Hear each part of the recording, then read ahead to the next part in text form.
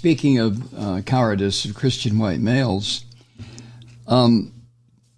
especially the ones who like to dress up in camo and carry a big iron on their hip when they go shopping at Target. You know the type I mean. These assholes who come up with the statement, well, how does it go? A good guy with a gun will always defeat a bad guy with a gun. Y'all are so full of shit, you make me want to vomit. Think about what happened in Colorado Springs on Saturday night. It wasn't a good guy with a gun who stopped this psychotic Christian terrorist from killing more people than he did. It was an unarmed man who had actually served his country, in his mind, served his country in the U.S. military, 4 tours in combat zones, and when he saw what was going on, he attacked this murderous little prick and brought him down and beat the shit out of him until the police arrived. And by the way, when the police arrived and the hero is covered in blood from this filthy maggot that he was beating up, the police handcuffed him and put him in the back of a patrol car where he sat, I guess, for about an hour until the cops could sort everything out. Okay. So a brave man with no gun, nothing, but the proper training, ran toward a shooter armed with an AR-15 style semi-automatic mass-killing weapon and a sidearm, and grabbed the fucker by the back of his bulletproof vest, dragged him to the ground, and beat the living shit out of him.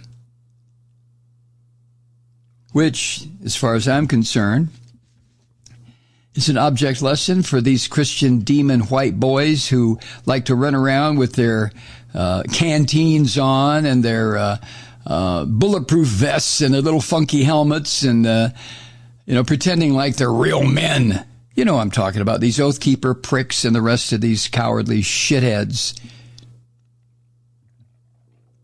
Not a peep out of them today, though, huh?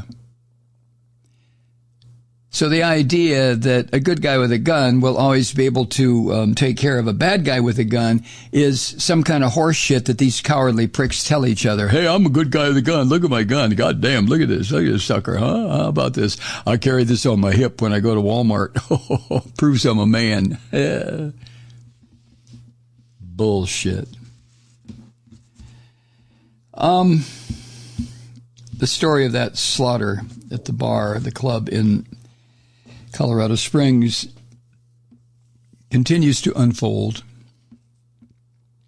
I'm not going to get into my anti-religion, anti-Christian riff today, at least not about that issue, but like I made very clear, the gun industry and this perverted, sick Christian religion that as it's practiced in this country are the two reasons that so many of these young white mass killers pick up a weapon and go decide to kill people who cannot defend themselves, people who are praying, or people in a club, or people at a concert, or watching a film, or in an elementary school room, or a high school room. Never, ever, ever do these fuckers pick up a gun and then stand out and say, all right, somebody want to challenge me? Get your gun. I'll meet you out here in the field.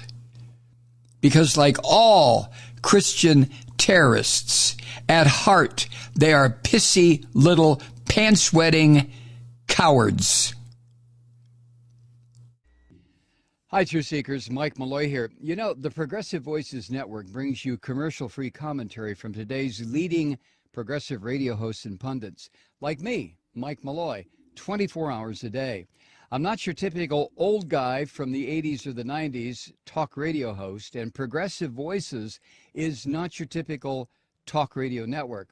It's a listener-supported nonprofit with no corporate control whatsoever over our broadcast. So hosts like me, Mike Malloy, are free to rant and scream and carry on about whatever we like.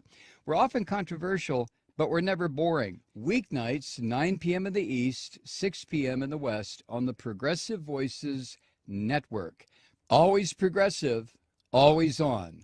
I'm Mike Malloy. Keep it lit.